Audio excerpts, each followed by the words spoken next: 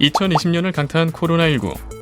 코로나19의 장기화, 이에 따른 업무 환경이 비대면으로 바뀌면서 기업, 연구소, 공공기관에서 재택근무가 늘어나고 있어 이를 노린 해킹 공격 등 기술 유출 위험도 또한 증가하고 있습니다. 실제 관련 기술 유출 사례로는 모 기관에서는 재택근무를 위해서 직원들에게 VPN 서비스를 제공했습니다. 하지만 보안관리자가 VPN 접속에 대해 이중 인증을 하지 않고 단순히 아이디, 패스워드로만 인증하는 등 취약하게 운영, 해커가 절취한 연구원의 VPN 아이디와 패스워드를 통해 사내망에 접속하여 중요 연구자료를 빼내간 사례가 있었습니다. 원격 근무 시 보안관리의 중요성을 일깨워준 사례라고 할 수 있겠습니다. 또한 원격 근무 시 많이 활용되는 영상회의 시스템을 이용할 때 개인정보가 카메라를 통해 노출될 수 있고 기밀 정보들이 마이크를 통해 타인에게 전달될 수 있는 등 보안 위협에 노출되어 있습니다. 개설자의 미흡한 보안 환경 설정으로 인해 허가받지 않은 사용자가 회의실에 무단으로 접속할 수 있습니다. 또한 프로그램 또는 서비스의 취약점이 존재할 경우 화면을 탈취하거나 업무 장애를 일으킬 수 있습니다. 최근 많이 사용하는 모 영상회의 시스템에서 공격자가 가짜 URL이 포함된 초대장으로 로그인을 유도하고 계정 및 비밀번호를 탈취하여 악성 코드를 설치하는 경우가 실제 발생하였습니다. 영상회의 초청 메일에 회의실 주소, 입장 비밀번호를 입력하게 하는 형식을 악용한 사례라고 할 수 있겠습니다. 자, 그럼 이제부터 원격 근무 환경을 구축하고 관리하는 보안관리자와 영상회의 시스템 관리자들이 어떤 보안 수칙을 지켜야 하는지 알아볼까요? 먼저 사내망 접속을 통해 업무를 처리하게 해주는 보안관리자 10대 보안 수칙입니다.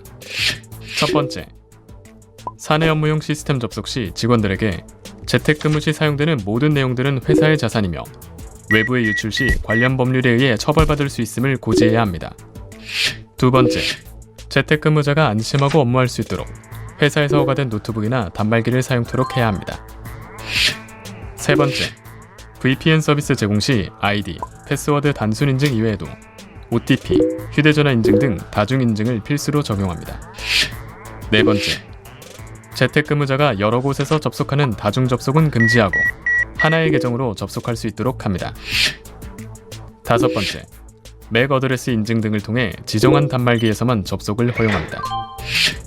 여섯 번째, 기관의 보안 담당자가 사용하는 중요 계정은 패스워드 적용 시 특수 문자를 적용하게 하고 보안관리자 IP로만 접근이 가능하도록 하는 등 집중 모니터링이 필요합니다.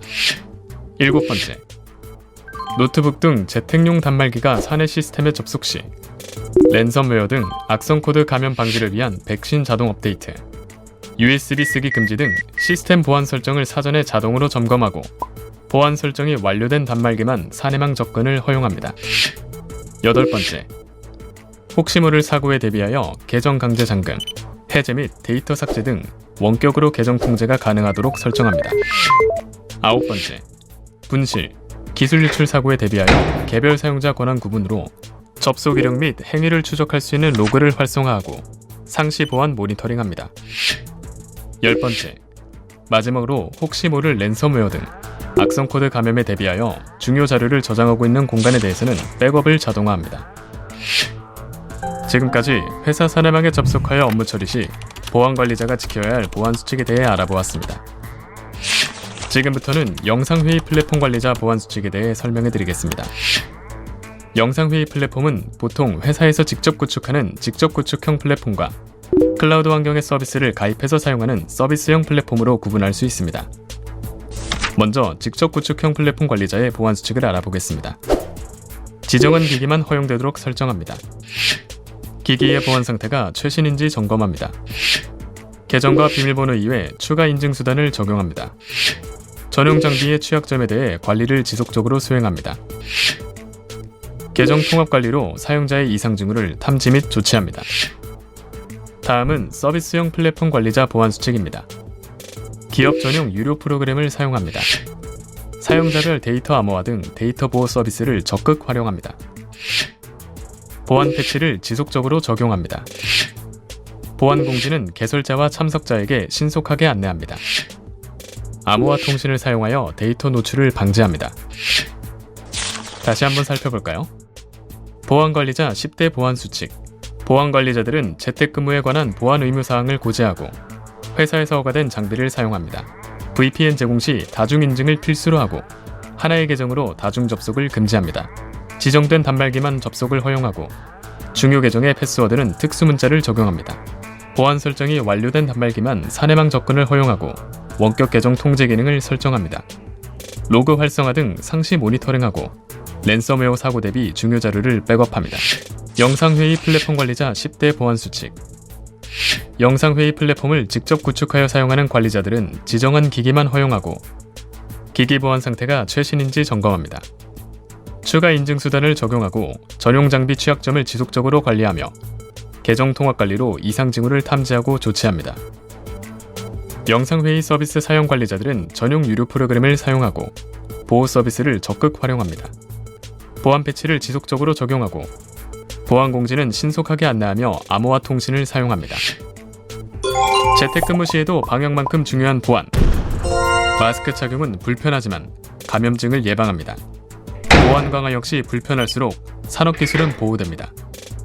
우리 정부는 코로나19 상황에서 첨단 기술 유출에 선제적으로 대응하기 위해 과학기술정보통신부, 중소벤처기업부 등 기술보호 유관기관들로 구성된 기술보호 TF를 운영하고 있습니다. 가이드라인과 공고문 제작 배포, 보안 컨설팅, 해킹 침해 사고 대응, 기술 유출 상담 등 우리의 산업기술 보호에 총력을 다하고 있습니다. 기술보호 무료 지원 제도 안내 등 문의사항은 기술보호 TF 사무국, 산업기술보호협회 02-3489-7050에서 3까지. 마스크처럼 빈틈없이 산업 스파이 또는 기술 유출 신고 상담 전화는 국번 없이 국정원 산업기밀보호센터 111로 전화하세요.